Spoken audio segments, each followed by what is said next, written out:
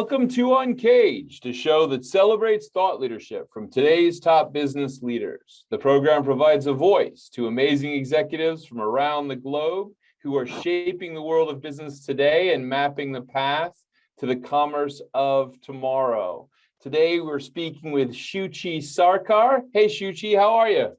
Hi. It's great to have you on the show, Shuchi. Shuchi is a real innovator and working on some really cool stuff. She is the CMO of Creo. Creo is an ingredient company that produces rare and novel cannabinoids using the age-old natural process of fermentation coupled with cutting-edge technological innovation.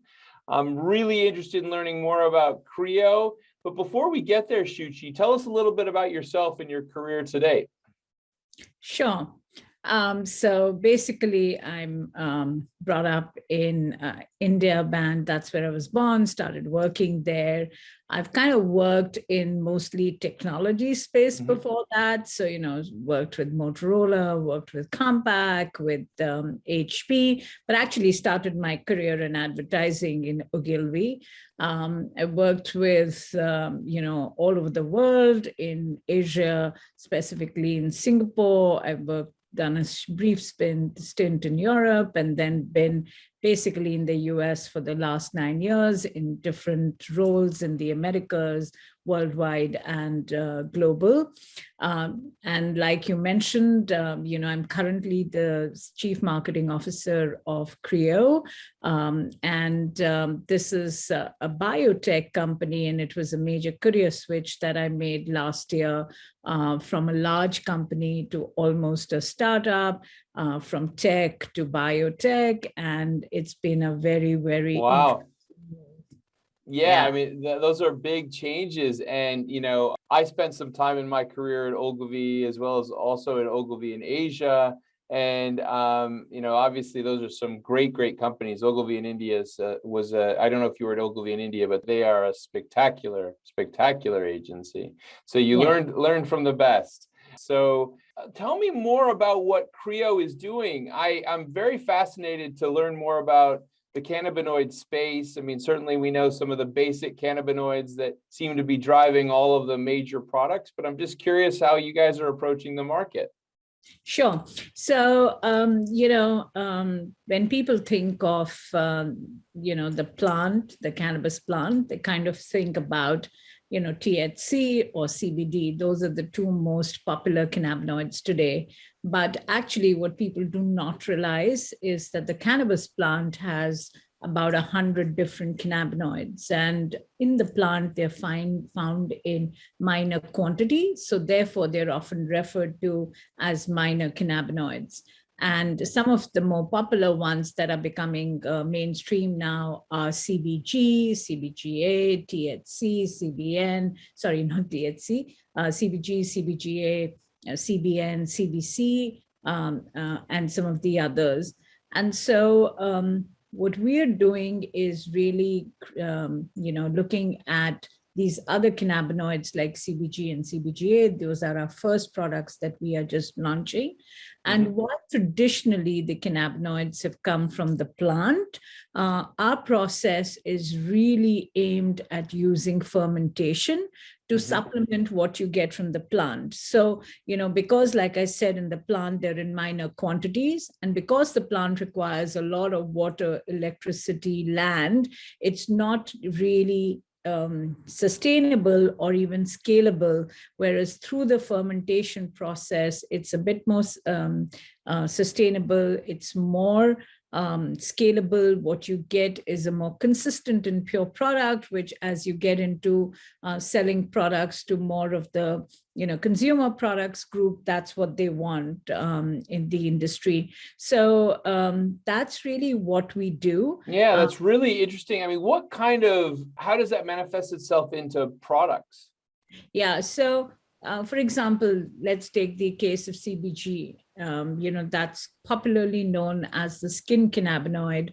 And that's because it has very high moisturizing properties. So, talk about lotions or body washes or even hair products or a hand sanitizer or anything else that would require moisturizing properties would probably use CBG as an active ingredient, just the way that you use, a vitamin E, or you use a retinol, or you use any of these other products. And it also has a lot of anti-plaque properties. That's what primary research indicates. So you'll start seeing it in many oral care products. And similarly, all of these other cannabinoids have there's primary research to indicate what their main benefits could be. And so you see themselves manifesting as active ingredients in different consumer products. I get it. That's really interesting. And certainly sounds like Creo is truly a pioneer in really exploring the broader collection of cannabinoids. But tell me more about, we're seeing obviously the market, especially in the US and certainly some markets around the world, but the US really starting to open itself up to cannabinoids, and some I'd say the larger ones like the THC products. But tell me more about how cannabinoids are expanding in the US and what does the market look like today? Yeah. So, if you put aside the THC market, which is different, and you see, I'm coming more from a consumer product side, you'll see a lot of products that are already on the shelf, whether you look at a CVS or a Sephora or any of the other retailers which contain CBD, right? And whether it's from gummy bears and food products to, lotions and creams and all kinds of different, even chocolates and things which today have CBD in it. I think over the course of the next couple of years, and really, to be honest, CBD has become pretty mainstream to that extent, as you find it in big retailers. As you look at, even in markets where it's, the whole kind of cannabis thing has not been fully vetted through a legal perspective. Even in Europe, you see stores that sell a variety of CBD products. Absolutely. Yeah. So I think they're becoming much more common across the world. There's a lot. It all started with, when somebody helped cure epilepsy. And that's where CBD really took off. And then it's kind of got a life of its own. As you see with some of the other cannabinoids, you'll see them starting to become more mainstream. There are already products with CBG that are available. You see them in online, you sometimes see them in stores. I think over the next couple of years, really CBG is going to be the next, so to say, CBD. And then there are the others which have also niche applications that are starting to become very popular, whether it's a CBN or a CBC. So I really feel, and going back to the consumers, the consumer today is constantly looking for new products. And more importantly, I think the world has shifted a little bit to looking for products that are good for me and that have actual benefits. And since there is starting to become research that shows the different benefits, and there's a lot more research, a lot more things around the efficacy of these products and stuff that will continue to drive the momentum. But I think already there's a very strong base to show how they can help in everyday applications. Like I said, whether it's moisturizing, some of them are aimed towards weight loss because they kind of suppress your appetite. Some help with sleep, some help with pain management. Some make the cannabinoids more active in terms of the effects, so they're used in conjunction with other cannabinoids. So there are these specific researches, whereas on the other hand, from a medical perspective, there is a lot of the medical research that is happening, which is, a look at how these products can help in things like Alzheimer's or ALS or neuropathic pain and things like that. So I feel, and because they're clean and because they're more sustainable, that's also very big requirement with the consumer today.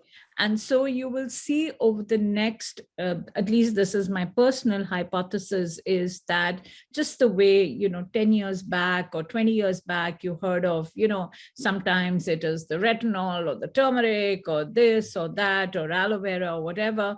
I feel that this will be a very big ingredient, and not only maybe with personal care and beauty to start with, but then there is food and there is beverages and there is, oral care, like I spoke about. Then there is, the entire market of, pain management and sleep and all of that. And then even things like, weight loss and things in the future. So I think a really varied set of applications. Yeah, I can see all of the different products that you can be considering here. I guess perhaps as a former marketer and advertiser myself, am excited by the marketing opportunity and challenge here, right? I mean, it's a real ingredient marketing challenge to differentiate all these different acronyms in the minds of the customers, right? Absolutely. I think that, to be honest, today there's nothing left as B2B, even though we are going to sell to other companies, which will create products which they in turn will sell. I feel that it's all about B2B2C. So when we do our marketing, for me, we kind of keep the end consumer in mind and what do they desire, so that we are bringing solutions and being an enabler for our customers to create products that their consumers will want. But apart from that, there's a lot of education to be done. This is a new category. And, given the whole stigma with cannabis, you are trying to also deal with that. And, in places, because,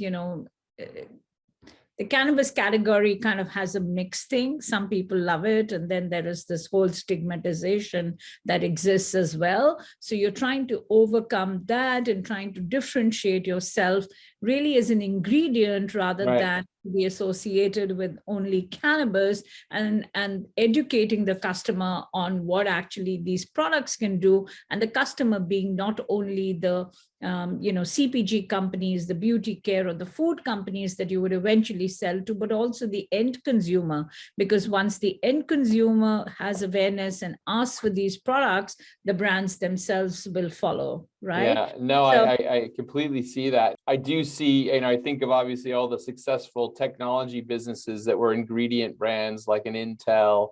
I don't know what you can learn from there, but it's certainly a wonderful challenge. Yeah, absolutely. In fact, having drawn from my tech experience and having worked in the way that Intel truly differentiated itself, one's trying to not only do the education, but create that Creo difference that makes you a preferred brand amongst your own customers and the end consumers as well. Yeah, absolutely. Well, listen, let me change gears a little bit, Shuchi. And sure. I know that you have just recently arrived back home from a trip to see loved ones in India. And the last couple of months, I'd say the last 18 months have been kind of a challenging time for all of us as we've balanced out trying to stay connected with families, hoping that families are staying safe and well, whilst also managing businesses and teams throughout this whole process. And I'd just be curious how Creo approached the whole pandemic period and some opportunities and challenges that you guys have tackled. Sure. So it was very interesting because, we were in stealth mode till last year. So we actually launched the company in COVID. Wow. September 2020. So, it was very interesting because I joined in January 2020 and COVID kind of hit you in March. So, hiring the agencies, the team, the building the brand, working on everything, whether it was from the naming to the brand identity to the launch plans, and everything was all virtual. I hired people over Zoom. We worked with agencies over Zoom. You never had the time as a team to also come together physically because, travel was not happening after March last year. So it was different because everything was virtual. You hadn't met the people, and sometimes, there's a certain chemistry. Right. There's something about getting into one room together and working on a strategy, which is important as well, especially for a new company. Now, having to replicate all that virtually over, whether it's Google Meets or Zoom or whatever, looking at creative ideas totally virtually, I think was an interesting experience. But I think having said that, there were ways that it made it easier too, because we are a very split team, and so are our partners all over. And the fact that we had this way of working virtually, we came up with better solutions on how to work together, how to make meetings more productive, how to get work which ordinarily you would have done together in a room, virtually. And I think given the fact that we were virtual, it was much more real time. You could include people, and it was, I feel, also faster at times, rather than having to manage huge amount of calendars and things like that. So I think there were opportunities. Of course, the downside was that you never met the people physically, and therefore that human interaction that sometimes is very important was not there. But I think we kind of compensated it by doing things in a fun manner, learning about each other, having all those informal interactions that built that team spirit, even if it was virtually. And I think the bigger challenges were, in terms of timelines, with labs not working, people working on 50% staff levels, how to meet all your deadlines, the media behavior changed, as you know. So, and in our thing, at the launch of a company and the launch of a category, PR is really important. And with all the whole media world changing in the way that they work and interact as well, it was interesting learning some of these new techniques. And how do you, in a world that was already so screen driven and so much content that was online, how do you drive your own content that stands out from the millions of other pieces that your customers are consuming? I think has another different challenge, and brings out the more storytelling and other abilities as in you as a marketer. So I think it's been a fun. It's been fun in one ways, in discovering new skills, new ways, and innovations. But of course, nobody can say COVID has been 100% a great thing. I think. I think it's a really unique story that you have in the context of launching a company, a brand, really during the pandemic, and then exploring how you build that culture in almost like a new way, whilst also trying to innovate. A lot of people that I've spoken to often talk about how innovation was a challenge for them.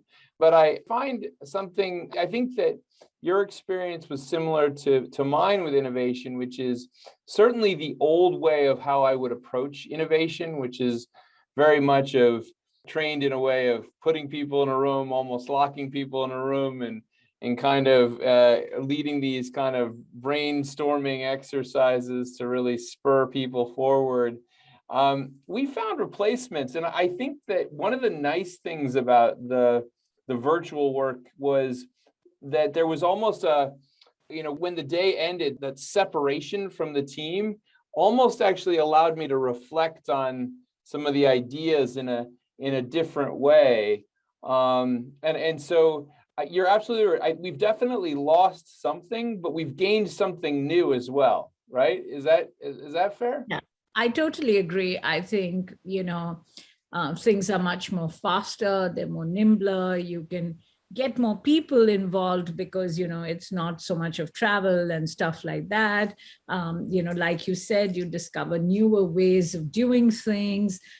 you're testing, and sometimes you fall into a rut. And so something like this shakes you up and shakes up all your thinking and creative abilities on how to do these things better. And I think as a marketer, I've really treasured that. And, looked at the lessons I've learned in the past in various ways, because, for me, I've had a virtual team in HP for years on end. I mean, I literally one person in Palo Alto in my office, and 99% of my team was spread from, China and Singapore and India and, all of Europe and Barcelona and Israel to, Atlanta and, San Diego and Palo Alto. So I was already used to such a virtual world. Yeah. There were people that you had history with, and at least once in a while you met them, and you could still do some of the traditional things, but this was unique. But I think I've spoken about it. It was very enjoyable in some ways. Absolutely. Well, listen, let's talk a little bit about Creo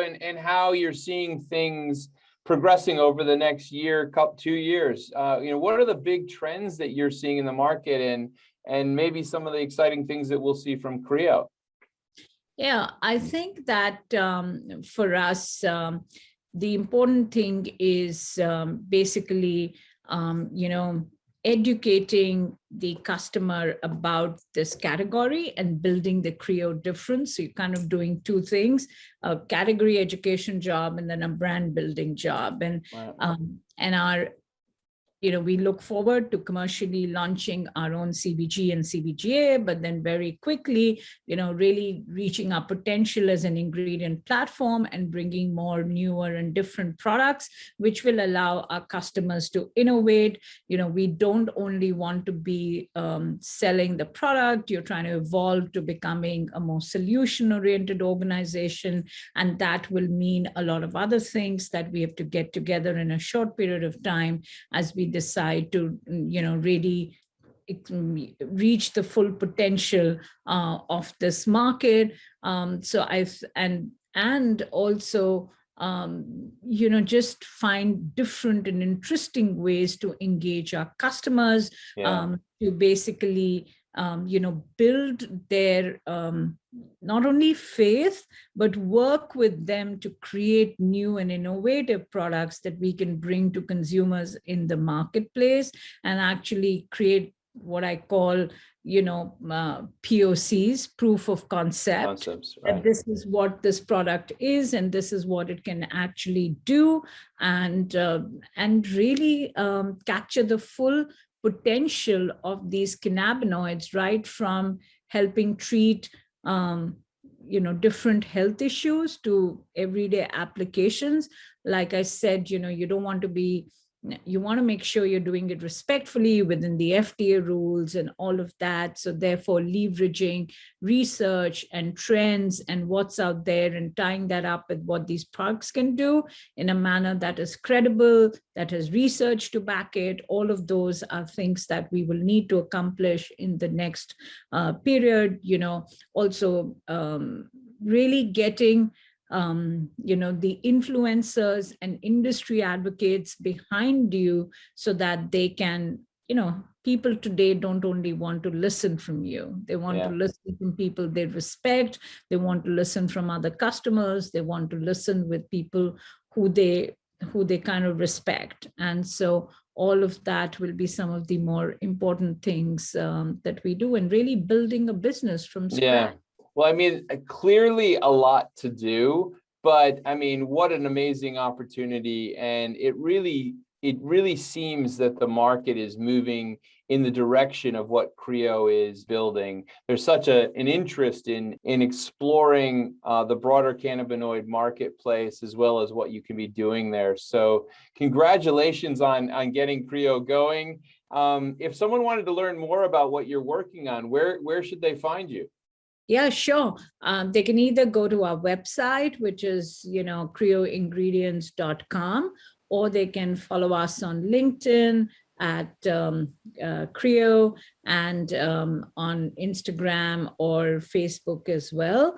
And, you know, on our website, you'll find there's not only the Creo brand story, but we have a lot of educational articles, scientific studies that actually talk about what these cannabinoids can do.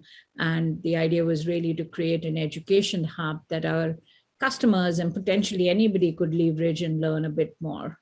Yeah, I mean, it's an exciting time, and congratulations with everything you guys have done with Creo so far. We've been speaking with Shuchi Sarkar. She is the Chief Marketing Officer at Creo, an ingredient company that produces rare and novel cannabinoids using the age-old natural process of fermentation coupled with cutting-edge technological innovation. She tells me that CBG is the next big cannabinoid, so I'm excited to learn more about that. And thank you so much for being on Uncaged today, Shuchi. We look forward to having you back in the future. Thank you, Ben. Thank you very much for having me. I loved our conversation, so thank you. Cheers.